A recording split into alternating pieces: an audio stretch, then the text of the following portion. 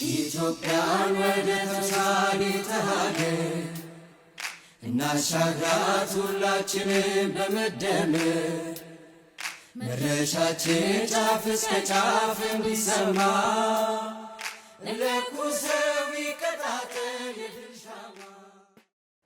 የአድዋ በዓል እኮ በአካባቢው በተዋጋንበት አካባቢ ምልክት የሌለው በአዲስ አበባ ውስጥ እዚህ ቦታ ነው የአድዋ ድል ተብሎ ታሪኩ ከነመላው ሁኔታው ተግባሩ ከነመላው ሁኔታው የአባቶቻችን ደም ማፍሰስና አጥንት መከስከስ ለምን በሚል ሁኔታ የማይዘገብበት ነገር ነው የነበረው።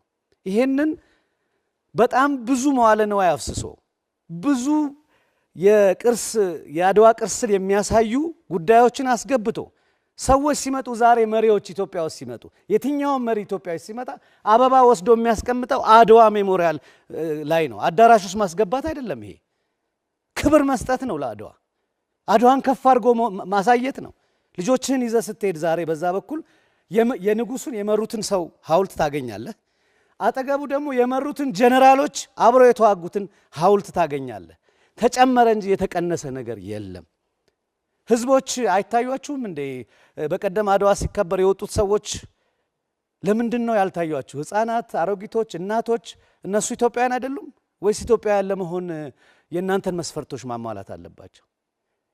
ያ ሁሉ ሰልፍ የመከላከያ ሰራዊት የአባቶቹን ጀብድ ለማሳየት ተሰልፎ አድዋን የሚያከብረው በሙሉ ዋጋ የለውም?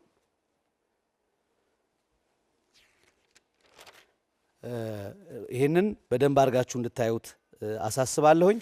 ኢትዮጵያን ወደ ተሻለ ሀገር እናሻግራት ሁላችንም በመደመር መድረሻችን ጫፍ እስከ ጫፍ እንዲሰማ ለኩሰው ይቀጣጠል